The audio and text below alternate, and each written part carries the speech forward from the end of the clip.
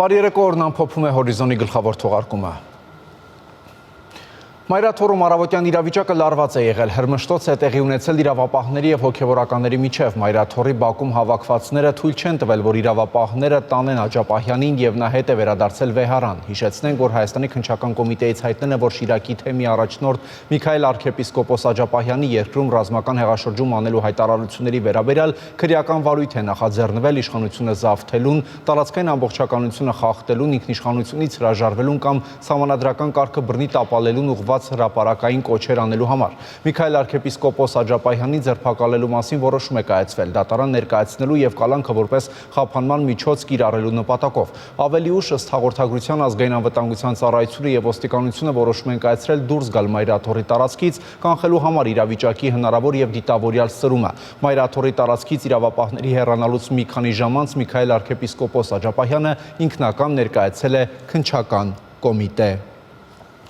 Վարչապետ Նիկոլ Փաշինյանն անդրադարձել է Մայրաթոր Սուրբ Էջմիածնի շուրջ տեղի ունեցող իրադարձություններին, ակնհայտ դարձավ, թե ովքեր են բախումներ հրահրում Մայրաթորում, տեսնելով, որ իրավապահները սադրանքների չեն տրվում, իրենք իրենց մեջ անցան բռունցքների, բախումներ չեն լինելու։ Հայաստանյաց առաքելական Սուրբ եկեղեցու հավատավոր հոտը իր սրբության սրբոցը Մայրաթորը քրիստոնեաբար ազատելու է և Վեհարանը հանձնելու է վեհի։ Facebook-յան իր էջում գրել է վարչապետը։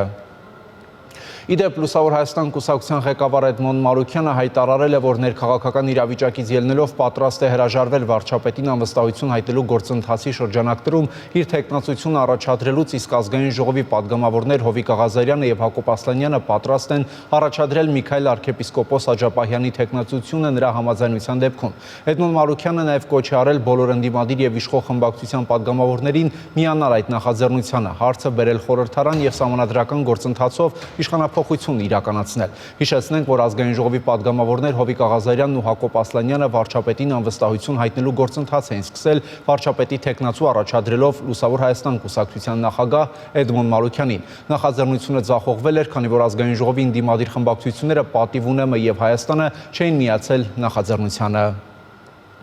Վարչապետին վերագրվող կեղծ ձայնագրություն ստեղծելու և որոշ լրատվամիջոցներով հրապարակելու առնչությամբ քրեական վարույթ է նախաձեռնվել։ Քննչական կոմիտեից տեղեկացնում են, որ հրապարակված ձայնագրությունում առկա են առերևույթ փաստական տվյալներ այն մասին, որ մի խումբ անձինք գործելով նախնական համաձայնությամբ իրավաբանական հետևանքներ առաջացնելու նպատակով համացանցում տեղադրել են Նիկոլ Փաշինյանի հատուկ հանձնարարական ազգային անվտանգության ծառայության ու քննչական պետերին վերտառությամբ արհեստական բանականության միջոցով ստեղծված կեղծ ձայնագրություն, որում վարչապետն իբրև թե կոնկրետ քրեական վարույթով հանձնարարություններ է տալիս իրավապահ մարմինների ղեկավարներին։ Իրավապահները ձեռնարկել են անհրաժեշտ քննչական գործողություններ համակարգչային կեղծիք կատարած անձանց ինքնությունը պարզելու և նրանց արարքին քրեաիրավական գնահատական տալու ուղղությամբ։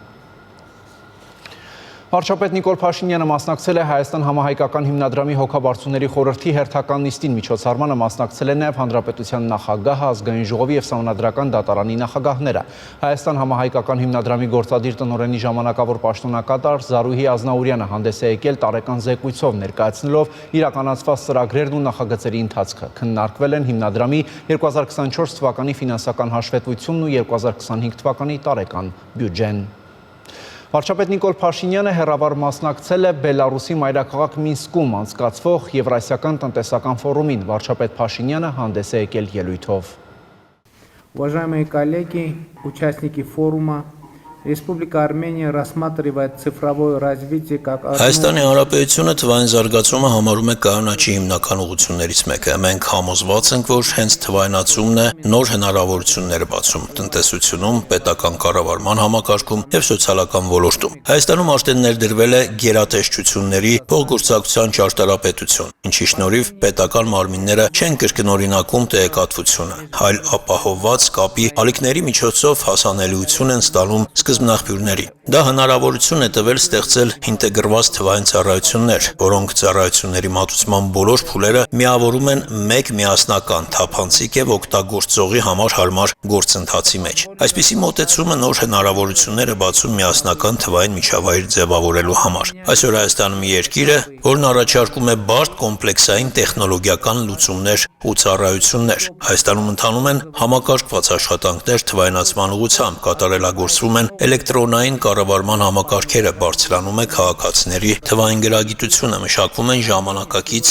կիբերանվտանգության մեխանիզմներ։ NVIDIA-ի կողմից Հայաստանում հետազոտական կենտրոն բացելու վերջերս ընդունված որոշումը հաստատում է, որ նույնիսկ փոքր երկրները, որոնք ունեն հավակնություններ եւ տեխնիկական հասունություն, կարող են նշանակալի դեր խաղալ համաշխարհային տեխնոլոգիական էկոհամակարգում։ Ազգային մակարդակում Հայաստանը արդեն ներդրումներ է կատարում մեքենայական ուսուցման, մեծ տվյալների եւ կոգնիտիվ տեխնոլոգիաների մասնագետների վերապատրաստման, արհեստական բանականության լուծումների փորձարկման տեղական սանդբոքսներ ստեղծելու եւ կարգավորող շրջանակ ձևավորելու գործում, հաշվի առնելով էթիկական սկզբունքներն ու տվյալների պաշտպանության մեխանիզմները, որոնք ապահովում են տվյալների նկատմամբ երաշխավորված վստահություն, բարձրացնում ընթացակարգերը եւ բարձրացնում մատուցվող ծառայությունների որակը քաղաքացիների եւ բիզնեսի համար։ Ստեղծված եւ ձևավորման փուլում գտնվող տեխնոլոգիական հարթակները հիմք կհանդիսանան արդյունաբերության բարձր տեխնոլոգիական ոլորտներում նորարարական ճյուղերի ձևավորման համար։ Արդեն այսօր նորարարական լուծումներն ու արհեստական բանականությունը հնարավորություն են տալիս ոչ միայն ավտոմատացնել գործընթացները, այլև արմատապես փոխել կառավարման փիլիսոփայությունը, անցում կատարելով պրոակտիվ պետական ծառայություններից դեպի կանխատեսողական վերլուծություն սոցիալական եւ տնտեսական քաղաքականություններում։ Սա բացում է նոր հնարավորություններ ավելի ճշգրիտ, անհատականացված եւ ժամանակին որոշումներ կայացնելու համար, հատկապես այնպիսի առանցքային ոլորտներում, ինչպիսիք են պետական կառավարումը, առողջապահությունը, կրթությունը եւ սոցիալական պաշտպանությունը։ Հարգելի գործընկերներ, Հայաստանը մեծ նշանակություն է տալիս թվային օրակարգին մասնակցությանը, թվային փոխակերպումը դիտարկելով որպես խոչընդոտների վերացման եւ փոխադարձ առևտրում թափանցիկության բարձրացման գործիք։ Մենք առանձնահատուկ կարեւորություն ենք տալիս մաքսային ոլորտի թվայնացմանը որպես վստահության տարածք ստեղծելու հիմք։ Հայաստանի համար, որը ունի ընդհանուր սահմաններ ԵԱՏՄ մյուս երկրների հետ, մաքսային լոգիստիկ եւ սահմանային ենթակառուցվածքների արդիականացումը դառնում է հատկապես արդիական։ Ամփոփելով կցանկանայի նշել, որ մենք բաց ենք անդրսահմանային հարթակների եւ փորձարարական նախագծերի մշակման համար, որոնք թույլ կտան մեզ բոլորիս ոչ միայն ներդնել առկա տեխնոլոգիաները, այլև մշակել մեր սեփական հետաքրքիր եւ արդյունավետ լուծումները։ Պեկին պաշտոնական այցի շրջանակներում Հայաստանի արտաքին գործերի նախարար Հարարատ Միրզոյանը հանդիպում է ունեցել Շանհայ համագործակցության կազմակերպության գլխավոր քարտուղար Նուրլան Երմեկբաևի հետ։ Նախարար Միրզոյանն ընդգծել է կազմակերպության շրջանակներում Հայաստանի ներգրավվածության ընդլայնման հարցում Հայաստանի Հանրապետության դիրքորոշումը։ Նախարար Միրզոյանը շեշտել է, որ Հարավային Կովկասում խաղաղության հաստատման հարցում Հայաստանի մոտեցումները ևս հիմնված են այն հիմնարար սկզբունքների վրա, որոնք դրվել են կազմակերպության ստեղծման հիմքում, այդ թվում տարածքային ամբողջականության հարգում եւ սահմանների անխախտելիություն։ Արտաքին գործերի նախարար Հարարատ Միրզոյանի պաշտոնական այցը Չինաստան եզրափակվել է Պեկինում Հայաստանի Հանրապետության դեսպանությունում աշխատանքային քննարկմամբ, ինչպես հայտնում են Հայաստանի արտաքին գործերի նախարարությունից, այցը նշանավորվել է արդյունավետ քննարկումներով եւ համաձայնություններով, որոնք նոր կարևոր հեռանկարներ են բացում Հայաստանի եւ Չինաստանի միջև գործընկերության խորացման ուղղությամբ։ Հայաստանի խորհրդարանի պատվիրակությունը մասնակցում է Եվրոպայի խորհրդի խորհրդարանական վեհաժողովի հերթական նստաշրջանի աշխատանքներին։ Երեկ տեղի ունեցած նիստում Հայաստանի ազգային ժողովի պատվիրակության անդամ Վլադիմիր Վարդանյանը անդրադարձել է ռազմագերիների հարցին։ Is Mr. Vladimir Vardanyan of Armenia. Thank you, Mr. Chair. Ladies and gentlemen. Շնորհակալություն, պարոն նախագահ։ Տիկնայք եւ պարոնայք, ռազմագերի լինելը պատիժ չէ։ Դա պարզապես ռազմական միջոց է կանխելու համար տվյալ անձանց հետագա մասնակցությունը ռազմական գործողություններին, կանխարգելու նրանց հետագա վերադարձը ռազմադաշտ։ Ցավոք, այն իրավիճակը, որին այսօր բախվում ենք, հավասարեցնում է ռազմագերիներին հանցագործների կարգավիճակին։ Մենք հավասարեցնում ենք ռազմագերիների ճամբարները քրեակատարողական հիմնարկներին, եւ ցավոք, ռազմագերիներն ավելի ու ավելի հաճախ են ենթարկվում կտանքների եւ խոշտանգումների։ Սա ամբողջովին խարխլում է Ժնևյան կոնվենցիայի տրամաբանությունը։ Undermine the very logic of Geneva Conventions. Խարխլում է միջազգային մարդասիրական իրավունքի էությունը, որի համաձայն զինվորին գերելը սոսկ նրա վերադարձը մարտադաշտ կանխելն է։ Իսկ երբ մենք խոսում ենք ռազմագերիների մասին, երբ խոսում ենք գերիների փոխանակման մասին, պետք է չմոռանանք, որ պատերազմական գործողությունների ավարտից հետո բոլոր ռազմագերիները պետք է հայրենադարձվեն։ Ռազմագերիների հայրենադարձման անհիմն ձգձգումն ինքնին միջազգային հանցագործություն է, բայց ավելին, Ժնևյան կոնվենցիաները միանշանակ սահմանում են, որ որոշ կատեգորիայի ռազմագերիներ պետք է հայրենադարձվեն նույնիսկ ռազմական գործողությունների ընթացքում։ Դրանք են անդամալույցները, հոգեկան հիվանդություն կամ լուրջ առողջական խնդիրներ ունեցողները։ Այս կատեգորիան պետք է ազատ արձակվի նույնիսկ ռազմական գործողությունների ժամանակ։ Ladies and gentlemen, Տիկնայք եւ պարոնայք, այս զեկույցը մենք օգտագործում ենք որպես հիշեցում այն մասին, որ միջազգային մարդասիրական իրավունքը դեռ գործում է։ Եվ ցանկանում եմ եւս մեկ անգամ հիշեցնել բոլոր ավտորիտար ղեկավարներին, որ միջազգային քրեական իրավունքում մարդկության դեմ ուղղված հանցագործություններն ու ռազմական հանցագործությունները վաղեմության ժամկետ չունեն։ Շնորհակալություն։ Thank you. Ազգային ժողովի գիտության, կրթության, մշակույթի, սփյուռքի, երիտասարդության եւ սպորտի հարցերի մշտական հանձնաժողովի նախաձեռնությամբ բարձրագույն կրթության եւ գիտության ոլորտի օրենսդրական բարեփոխումներն ու հիմնարար ուղղությունները թեմայով խորհրդարանական լսումներ են այսօր կայացել։ Թեմային առնչվող նախագիծը ներկայացրել է կրթության, գիտության, մշակույթի եւ սպորտի նախարար Ժաննա Անդրեասյանը, հետո պատասխանել է հարցերի։ Եթե մեկ բառով ձևակերպենք կառավարության նպատակադրումը, դա միջազգայինորեն մրցունակ բարձրագույն կրթության եւ գիտության համակարգի ձևավորումն է։ Մասնավորապես այս համակարգը ունենալու համար մենք նպատակադրվել ենք ունենալ պետության ֆինանսավորմամբ գործող մինչև 8 բուհ, ուժեղ հետազոտական բաղադրիչով, ապահովել բուհերի միջազգային վարկանիշային աղյուսակների առաջին 500-ակում ընդգրկված առնվազն 4 բուհի առկայություն, առնվազն կրկնապատկել օտարերկրյա ուսանողների թիվը, որը մեր համակարգի մրցունակության ցուցանիշ է, որտեղ օտարերկրյա ուսանողները ընտրում են ուր գնալ, եւ եթե ընտրում են հայաստանյան բուհերը, ուրեմն ընտրում են, որովհետեւ կա որակ, ընտրում են, որովհետեւ կա հեռանկար, ընտրում են, որովհետեւ դա մրցունակ է։ Մենք վերցրել ենք պարտավորություն, որ բարձրագույն կրթությունից հետո իրենց մասնագիտությամբ աշխատանք գտնող շրջանավարտների համամասնությունը պետք է հասնի առնվազն 90%-ի, սա շատ հավակնոտ թիրախ է, սակայն ռազմավարությունները չեն կարող հավակնոտ չլինել, հակառակ պարագայում դրանք ընդհանրապես մեր ընթացիկ աշխատանքի վավերագրումներն են։ Մենք հստակ հանձնառություն ենք ստանձնել, որպեսզի որևէ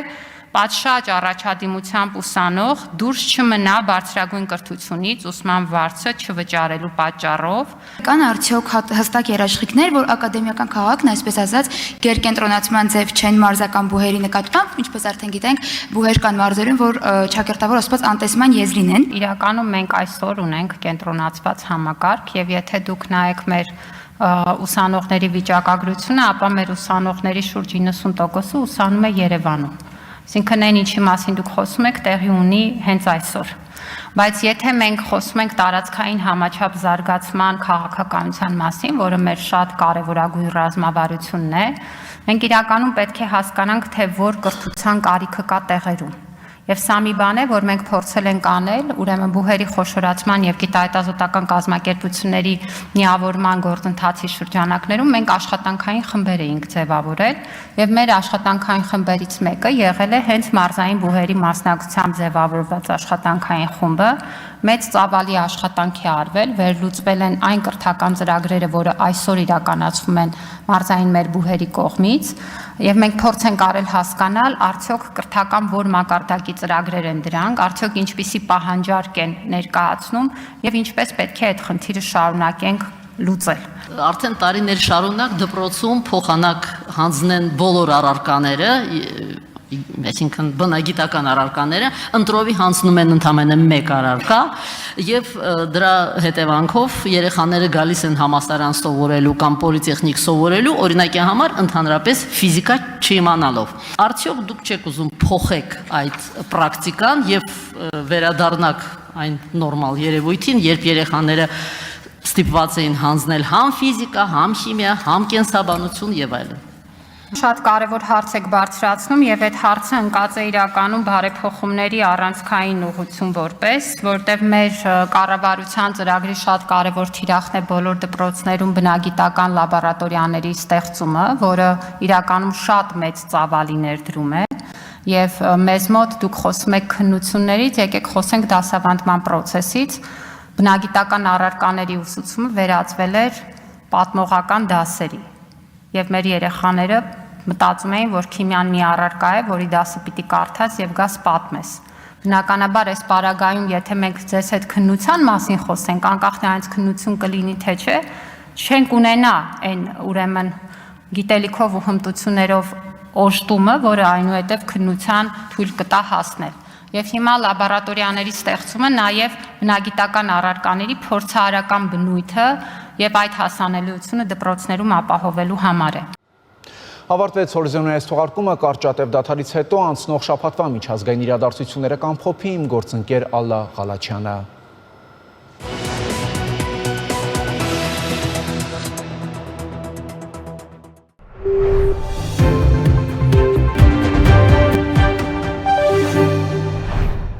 Բարև ձեզ։ Հորիզոնի այս հատվածում կամփոփենք շաբաթվա ընթացքում աշխարհում տեղի ունեցած միջազգային կարևոր իրադարձությունները։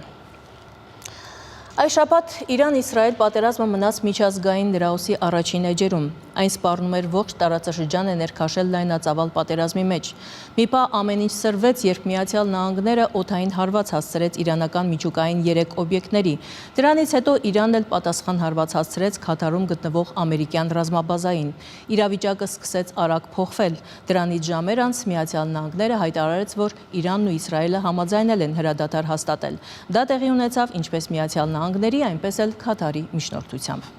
Ամերիկայի Միացյալ Նահանգների նախագահ Դոնալդ Թրամփը ինքն էր հայտնել, որ ԱՄՆ ուժերը հարված են հասցրել Իրանի միջուկային օբյեկտներին, իսկ դրանից հետո մոնումենտալ վնաս է հասցվել։ Հիմք ընդունելով արբանյակային լուսանկարները, Թրամփը պնդել է, որ ամերիկյան հարվածը կարելի է ճշգրիտ բնորոշել ավերում բառով։ Պատկերված սպիտակ կառույցը խորապես ներկառուցված է ժայռի մեջ, նույնիսկ դրա տանիքը գտնվում է գետնի մակարդակից բավականին ցածր եւ ամբողջությամբ պաշտպանված է կրակից։ Ամենամեծ վնասը տեղի է ունեցել գետնի մակարդակից շատ ցած։ Իրանի միջուկային օբյեկտների հարվածների ժամանակ Միացյալ Նահանգները կիրառել է GBU-57 ռումբեր, որոնք աշխարհի ամենախորը բունկերակործան ռումբերն են եւ ստեղծվել են 2000-ականների սկզբին։ Համացանցում են հայտնվել GBU-57 բունկերային ռումբի կիրառման կադրերը։ Դրանից հետո Իրանը հայտարարեց, որ ԱՄՆ-ի հարձակումը երկարաժամկետ հետևանքներ կունենա։ Իրանն իրեն վերապահում է բոլոր տարբերակները, պաշտպանելու իր ինքնիշխանությունը, շահերը եւ ժողովրդին։ Ի պատասխան Իրանը շուրջ 20 Խայբեր բալիստիկ հրթիռներ արձակեց Իսրայելի ուղղությամբ, թիրախավորեց Բեն Գուրիոն օդանավակայանը, կենսաբանական հետազոտությունների կենտրոնը եւ հրամանատարական կետերը։ Իսկ Իսրայելի ռազմաօդային ուժերը միջուկային օբյեկտների վրա հարձակումից հետո հարվածեցին Իրանի հրթիռային կայանքներին, կործանիչներին եւ Իրանի զինված ուժերի զինվորներին։ Իրանի խորհրդարանը քվեարկեց Հորմուզի նեղուցը փակելու օգտին։ Հորմուզի նեղուցում նավագնացությունը խաթարելու Իրանի փորձն ինքնասպանություն կլինի երկրի համար, հայտարարեց ԱՄՆ փոխնախագահ Վենսը, հավելելով, որ Ամերիկայի Միացյալ Նահանգները հետաքրքրված չէ Իրան ցամաքային զորքեր ուղարկելու կամ այդ երկրի հետ երկարատև հակամարտություն ունենալու հարցում։ Իր հերթին ԱՄՆ պետքարտուղար Մարկո Ռյուբիոն հայտարարեց, որ Ամերիկայի Միացյալ Նահանգները պատրաստ է վերսկսել Իրանի հետ միջուկային բանակցությունները։ Միացյալ Նահանգները պատերազմի մեջ չէ Իրանի հետ, NBC News-ին տված հարցազրույցում ասեց փոխնախագահ Վենսը, պնդելով, թե Վաշինգտոնը պատերազմի մեջ է նրանց միջուկային նկրտումների հետ։ Իսկ ԱՄՆ նախագահը սոցցանցերում արտահայտվեց, որ չի բացառում Իրանում ռեժիմի փոփոխության հնարավորությունը։ Ռեժիմի փոփոխություն տերմինը քաղաքականապես կոռեկտ չէ, սակայն եթե Իրանի ներկայիս ռեժիմը չի կարողանում Իրանը կրկին հզոր դարձնել, ապա ինչու ռեժիմի փոփոխություն տեղի չունենա։ Թրամփի այս գրառումը ել ավելի սրեց իրավիճակը, իսկ գլխավոր հարցը մնում էր այն, թե ԱՄՆ-ի իր միջուկային օբյեկտներին Ամերիկայի Միացյալ Նահանգների հարվածից հետո Իրանը հարված կհասցնի, թե ոչ։ Իրանը երկուշաբթի Քաթարում գտնվող ԱՄՆ ռազմաբազայի ուղղությամբ հրթիռներ արձակեց, բայց ավելի ուշ պարզ դարձավ, որ հարվածներից առաջ Իրանը տեղեկացրել էր Միացյալ Նահանգներին եւ Քաթարին, ինչի շնորհիվ մարդկային կորուստներ չեն գրանցվել։ Այս մասին Թրամփը գրել է սոցցանցերում։ Ես ուրախ եմ հայտնել, որ ոչ մի ամերիկացի չի տուժել եւ գրեթե որևէ վնաս չի պատճառվել։ Հուսով եմ այլևս ատելություն չի լինի, հնարավոր է Իրանը հիմա կարողանա առաջ շարժվել դեպի խաղաղություն եւ ես ողջավորությամբ կխրախուսեմ Իսրայելին անել նույնը։ Իրանը պաշտոնապես շատ թույլ արձագանք տվեց մեր կողմից միջուկային օբյեկտների ոչնչացմանը։ Եվ այս ամենից հետո երեքշաբթի ԱՄՆ նախագահ Դոնալդ Թրամփը հայտարարեց Իրանի եւ Իսրայելի միջև հրադադարի շուրջ համաձայնության մասին, սակայն Իրանը եւ Իսրայելը փոխադարձ կրկին հրթիռներ արձակեցին միմյանց վրա։ Դրանից հետո կողմերը որոշ ժամանակ շարունակեցին հարվածել միմյանց, սակայն հաջողվեց կանգնեցնել 12-օրյա պատերազմը։ Երկու կողմերն էլ իրենց հաղթող ճանաչեցին։ Իսկ ԱՄՆ նախագահը ՆԱՏՕ-ի գագաթնաժողովին մասնակցելու համար Հաագա մեկնելուց առաջ լրագրողներին ասաց, թե Իրանի միջուկային ծրագիրը ոչնչացվել է եւ Իրանը չի կարողանա վերականգնել այն։ Իր հերթին Իսրայելի պաշտպանության ուժերի շտաբի պետ Էյալ Զամիրը հայտարարեց, որ Իսրայելի ռազմական արշավը Իրանի դեմ դեռ չի ավարտվել եւ առջևում կա մեկ այլ փուլ։ Զամիրի խոսքով Իսրայելի պաշտպանության բանակը հասել է ֆենոմենալ հաջողությունների, սակայն անհրաժեշտ է մնալ իրատես, դեռ շատ բան կա առջևում, ասել է նա։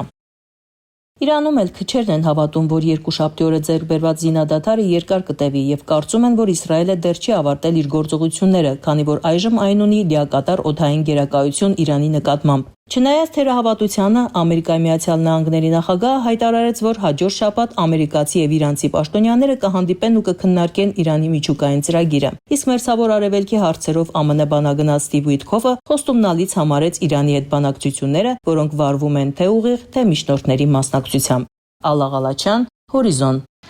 Մինչ Իսրայելն ու Ամերիկայի Միացյալ Նահանգները գնահատում են իրենց հարվածների ազդեցությունը, հիմնական հարցը մնում է անորոշ, թե արդյոք Իրանի միջուկային ծրագիրը ոչնչացվել է, թե պարզապես թաքցվել է ավելի փոքր գաղտնի վայրերում։ Այս մասին գրել է բրիտանական Financial Times-ը։ Թերթը մեջ բերել է ԱՄՆ պետքարտուղար Մարկո Ռուբիոյի խոսքերը։ Նա ասել է, թե կասկածում է, որ նրանք այն տեղափոխել են։ Բանն այն է, որ իսրայելցիները հենց տեսնում էին, որ բեռնատար է շարժվում, անմիջապես ոչնչացնում էին։ Այնուամենայնիվ, պարբերականի աղբյուրը նշել է, թե շատ միամիտ կլինի հարստացված ուրանը պահել այդ վայրում, նկատի ունենալով Ֆորդոն։ Իսրայելցի մի պաշտոնյա թերթին ասել է, որ Թեհրանը հավանաբար գաղտնի կերպով տեղափոխել է Իրանի միջուկային զենքի առնվազն մի մասը։ Սակայն Իսրայելի կողմից անցյալ շաբաթ առնվազն 11 իրանցի միջուկային գիտնականների սպանությունից հետո ռեժիմը դժվարություններ կունենա արդյունավետ միջուկային զենք ստեղծելու հարցում։ Չնայած այս ամենին, Իրանը պնդում է, որ միջուկային իր ծրագիրը խաղաղ բնույթ ունի։ Անորոշ է նաև Իրանի գերագույն առաջնորդ Այաթոլլա Ալի Խամենեիի ճակատագիրը, ով գրեթե 2 շաբաթ գտնվում է գաղտնի բունկերում։ Այնուամենայնիվ 86-ամյա Իրանի գերագույն առաջնորդը շնորհավորեց իր ժողովրդին Իսրայելի նկատմամբ տարած հաղթանակի կապակցությամբ։ Նա այդ մասին գրառում արեց X-ի իր էջում։ Սա Իրանի գերագույն առաջնորդի առաջին հայտարարությունն է Իսրայելի հետ հակամարտության ավարտից եւ ԱՄՆ-ի կողմից իրանական միջուկային օբյեկտների ռմբակոծությունից հետո։ Չնայած ԱՄՆ նախագահ Դոնալդ Թրամփի եւ Քաթարի էմիրի միջնորդությամբ կնքված փխրուն զինադադարին եւ այն հանգամանքին, որ Թրամփը կոչ է արել Իսրայելին չսպանել գերագույն առաջնորդին, Իսրայելի վարչապետ Բենյամին Նեթանյահուն չի բացառել այդ հնարավորությունը։ Իդեպ այս ընթացքում հենց բունկերից Խամենեին ռազմական հրամանատարության մի շարք անդամներ նշանակեց, որպես հնարավոր իրավահաջորդներ լրատվամիջոցները նշում են նաև նրա որդու եւ թոռան անունները։ Իրան-Իսրայել ռազմական գործողությունների ավարտից հետո հայտարարություն արեց նաև Իրանի նախագահը։ Մասուդ Փեզեշքյանի խոսքով Իսրայելը չկարողացավ հասնել իր նպատակներին եւ սարսափելի գին վճարեց Իրանի դեմ իր ագրեսիայի համար։ Իրանցի ժողովրդին ուղղած իր ուղերձում նա ասել է. Իսրայելը չկարողացավ հասնել իր նպատակներին, ոչնչացնել Իրանում գտնվող օբյեկտները, խափանել միջուկային հետազոտությունները, սոցիալական անկարգություններ առաջացնել հանրապետությունում։ Փեզեշքյանի խոսքով Իսրայելում Իրանի զինված ուժերի կողմից պատասխան հարվածների հետևանքով ավերածությունների մասշտաբները աշխարհին ցույց տվեցին, որ այս արկածախնդրության գինը Իրանի նման մեծ երկրի դեմ սարսափելի էր։ ԱՄՆ ներկայացուցիչների պալատը մեծամասնությամբ մեժեց դեմոկրատ կոնգրեսական Էլ Գրինի ԱՄՆ նախագահ Դոնալդ Թրամփի դեմ իմպիչմենտի գործընթացը սկսելու առաջարկը։ Իմպիչմենտի պատճառը ըստ կոնգրեսականի Իրանին ԱՄՆ-ի կողմից ռազմական հարվածն էր։ Չնայած հարձակման վերաբերյալ բազմաթիվ օրենսդիրների դժգոհությանը կոնգրեսի 344 անդամներ քվեարկել են իմպիչմենտի առաջարկի դեմ, մինչդեռ միայն 79 դեմոկրատ աջակցել է որոշմանը։ Գրինը մի քանի ամիս փորձում էր նախաձեռնել քվեարկություն Թրամփի իմպիչմենտի վերաբերյալ, քննադատելով նրա գործողությունները ինչպես արտաքին, այնպես էլ ներքին քաղաքականության մեջ։ Հունիսի 24-ին դեմոկրատ կոնգրեսականը ներկայացրել էր բանաձև, որով պահանջում էր պետության ղեկավարի իմպիչմենտը այն պատճառով, որ Թրամփը Իրանի միջուկային օբյեկտներին հարվածներ հասցնելու որոշում կայացրել էր առանց կոնգրեսի թույլտվության։ Այս պահին Թրամփին աջակցող հանրապետական կուսակցությունը մեծամասնություն ունի եւ ներկայացուցիչների պալատում եւ կոնգրեսի սենատում, ինչը պետության ղեկավարի իմպիչմենտի փորձը գործնականում անհնար է դարձնում։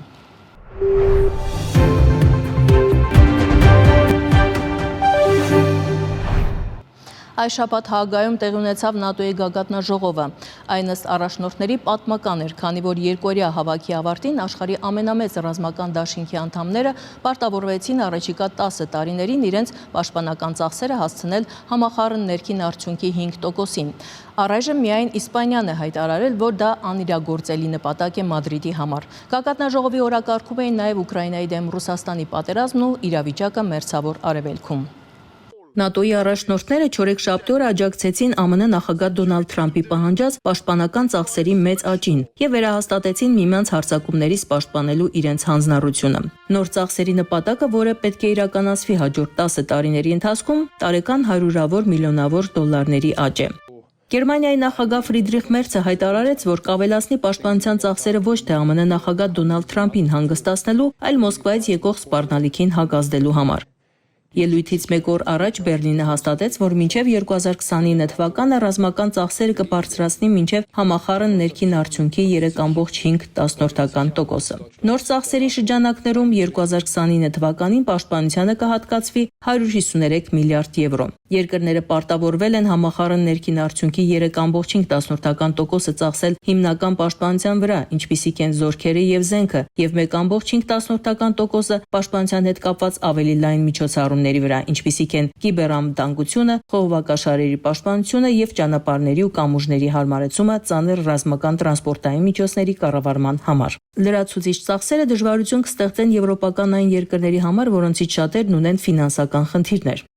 Ուկրաինայի հարցին անդրադառնալիս ՆԱՏՕ-ի գլխավոր քարտուղարը հայտարարել էր, թե անդամակցելու Ուկրաինայի ուղին դեռևս անշրջելի է, չնայած Թրամփի վարչակազմի հրապարակային հայտարարություններին, որ պատերազմից տուժած երկիրը չի միանա ռազմական դաշինքին։ Ռյուտեն ասել էր, թե ՆԱՏՕ-ն դեռևս վճռականորեն փորձում է օգնություն ցուցաբերել Ուկրաինային, նույնիսկ այն դեպքում, երբ Կիևին զենքի ամենամեծ անհատական դոնոր Միացյալ Նահանգների աջակցությունը նվազել է։ Ես կարող եմ հայտարարել, որ այժմ, երբ նոր գնահատականները ցույց են տալիս, որ մեր եվրոպացի եւ կանադացի դաշնակիցները ակտիվացել են, նրանք առաջիկա 1 տարվա ընթացքում Ուկրաինային կտրամադրեն ավելի քան 35 միլիարդ եվրոյի լրացուցիչ անվտանգության օգնություն։ Այս դաշինքի առջև ծառացած ամենակարևոր եւ անմիջական սպառնալիքը մնում է Ռուսաստանի Դաշնությունը։ Մոսկվան շարունակում է պատերազմ մղել Ուկրաինայի դեմ, Հյուսիսային Կորեայի, Իրանի եւ Չինաստանի, ինչպես նաեւ Բելարուսի աջակցությամբ։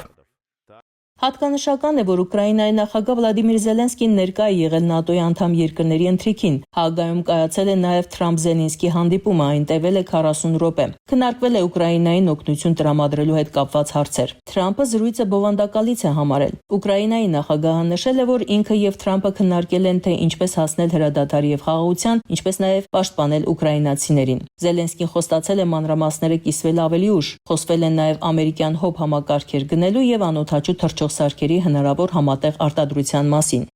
Ուկրաինայի մասնակցությանն անդրադառնալով լրատվամիջոցները նշել են, թե ՆԱՏՕ-ն այս կամ այն կերպ կվերահաստատի իր աջակցությունը Կիևին եւ կմատնանշի արտաքին գործերի նախարարների մակարդակով Ուկրաինա-ՆԱՏՕ նոր խորհրդի ստեղծման մասին։ Ուկրաինային տրամադրվող օգնությունն այժմ կհաշվարկվի ազգային պաշտպանության ծախսերի մեջ, ինչը խորհրդանշական հաղթանակ է։ ՆԱՏՕ-ի գագաթնաժողովում ուշադրության կենտրոնում է եղել նաև Իրանի թեման։ Եվրոպացի դիվանագետներից մեկն ասել է, որ Իրանի թեման ՆԱՏՕ-ի թեման չէ, բայց առաջնորդները ցանկացել են Իրանի մասին խոսել Թրամփի հետ։ Նկատի առնելով, որ Թրամփը առանցքային դերակատարում է ունեցել ՆԱՏՕ-ի այս գագաթնաժողովում, ԱՄՆ պետքարտուղար Մարկո Ռուբիոն առաջարկել է ՆԱՏՕ-ի անդամ պետությունների տարեկան հանդիպումը անվանել Թրամփի գագաթնաժողով։ BBC-ն այս թեմային անդրադառնալիս այսպիսի ձևակերպում է արել. դժվար է վիճարկել Ռուբիոյի գնահատականը։ Հաագայում անցկացվող միջոցառումը մանրակրկիտ նախապատրաստվել է ամիսներ շարունակ ակնհայտորեն մեկ նպատակով՝ գոհացնել ԱՄՆ նախագահին։ Ալլա Ղալաչյան, Հորիզոն։ ՆԱՏՕ-ի գագաթնաժողովի ժամանակ Թրամփ-Զելենսկի հանդիպումից բացի հատկանշական էր նաև Թրամփ-Էրդողան հանդիպումը։ Հանդիպումը կայացել է երկու երկրների միջև լարված հարաբերությունները բարելավելու համար, հաղորդել է Բլումբերգը, հղում անելով իր դիվանագիտական աղբյուրներին։ Դաշնակից երկրների հարաբերությունները սկսեցին լարվել, երբ Թուրքիան Ռուսաստանից ձեռք բերեց S-400 հակաարտիլերային պաշտպանության համակարգեր, ինչից հետո Վաշինգտոնն արգելեց F-35 կործանիչների մատակարարումն Անկարային։ Հիմա ըստ Բլումբերգի Էրդողանը մտադիր է համոզել Թրամփին վերացնել այդ արգելքը։ Գործակալության աղբյուրները հայտնել են, որ Թուրքիան ցանկանում է 40 հատ F-35 եւ նույնքան էլ F-16 գնել։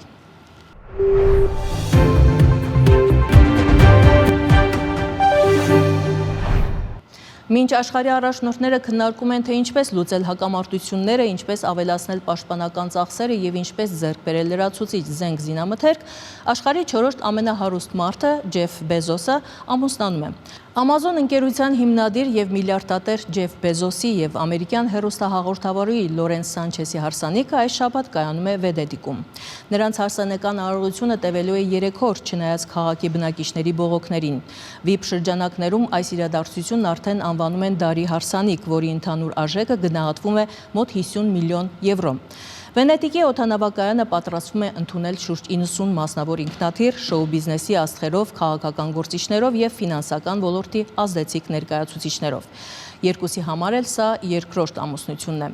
Զույգը նշանադրվել է 2023 թվականի մայիսին։ Հարսանիքին հրավիրված է մոտ 200 հոգի։ Հյուրերի թվում են Քիմ Քարդաշյանն ու Թրամփի դուստրը։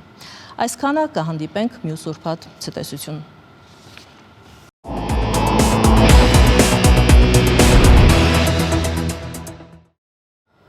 Շարունակում ենք թողարկումը։ Ռուսաստանի մայրաքաղաքում այսօր մեկնարկել է Տունեքսպո Մոսկվա 2025 երրորդյա ցուցահանդեսը, մանրամասները տեսանյութում։ Եթե դուք կամ ձեր հարազատները բնակվում եք Ռուսաստանում եւ ցանկանում եք ձեռք բերել անշարժ գույք Հայաստանում կամ կատարել գրագետ ներդրումներ այս ոլորտում, ապա Հայաստանում արդեն 4 անգամ մեծ հաջողությամբ կազմակերպված եւ շատ հայտնի ու սիրված Տունեքսպոն այժմ անցկացվում է նաեւ Մոսկվայում։ Ցուցահանդեսին կարող եք մասնակցել հունիսի 27-ից 29-ը այցելելով Մոսկվայի Տիրմիրյազև ցուցահանդեսային կենտրոն։ Տարին տարվա վրա մեր այցելունեի մեջ գերակշռում էին Սփյուռքից եկած մեր հայրենակիցները, որոնք ցանկանում էին ձեռք բերել բնակարան կամ կատարել ներդրում հայրենիքում եւ որոշեցինք ինչու ոչ ցուցահանդեսը կարող է նույն կոնցեպտով պահպանելով անունը եւ առաքելությունը հասանելի դառնալ նաեւ Սփյուռքում ապրող մեր հայրենակիցների համար։ Ցուցահանդեսին ներկայացված են Հայաստանի առաջատար կառուցապատողները, արտերկրում անշարժ գույք ներկայացնող ընկերությունները, բանկերը եւ անշարժ գույքի գործակալությունները։ Այցելուները կարող են ձեռք բերել բնակարաններ, նորակառույց շենքերում, առանձնատներ եւ ամառանոցներ, ինչպես նաեւ մասնակիցը դառնալ ներդրումային նախագծերին Հայաստանում եւ արտերկրում։ Ուզում ենք շատ մեծ շնորհակալություն հայտնել մեր բոլոր գործընկերներին, որոնք հավատում են այս առաքելությանը եւ միացել են մեզ։ Մենք ունենք 30-ից ավել գործընկեր, 50-ից ավել նախագծեր են այստեղ ներկայացված հատուկ պայմաններով, հենց այս պահին Ռուսաստանը բնակ մեր հայրենակիցների համար։ Մի խոսքով այս 3 օրերի համար նախատեսված է մի շարք հատուկ առաջարկներ ու զեղչեր։ Ամերիաբանկն էլ ներկայանում է հատուկ Սփյուռքի համար մշակված հիպոթեքային վարկերով։ Նախաձեռնության նպատակը Հայաստանի Հանրապետության անշարժ գույքն ավելի հասանելի դարձնելն է Սփյուռքի համար եւ հավելյալ ներդրումային հոսքի ապահովումը դեպի Հայաստանի Հանրապետության տնտեսություն։ Առաջինը մենք սկսել ենք Ռուսաստանից, Մոսկվա քաղաքից, որպեսզի սկսենք այս մեծ ճամփորդությունը եւ հետագա 2 տարիների ընթացքում ներկայացնենք Հայաստանի անշարժ գույքը եւ մեր եւ մյուս ընկերությունների հետ համատեղ Ռուսաստանի եւ այլ երկրների մեծ եւ հայաշատ քաղաքներում։ Իրոք մաղթում եմ մեր բոլոր մասնակիցներին, որքան հնարավոր է շատ բնակարաններ վաճառեն, զուտ այն նպատակով, որ որքան հնարավոր է շատ մեր հայրենակիցները արտերկրում, մեր Սփյուռքում գտնվող, դրանով ել ավելի կապեն եւ լիահույս լինենք, որ մի օր վերջնական վերադառնան մեր հայրենիք։ Տունեքսպո Մոսկվա 2025 ներդրում, որն ավելի է մոտեցնում տանը։ Շանթերուստանգերություն Հորիզոն։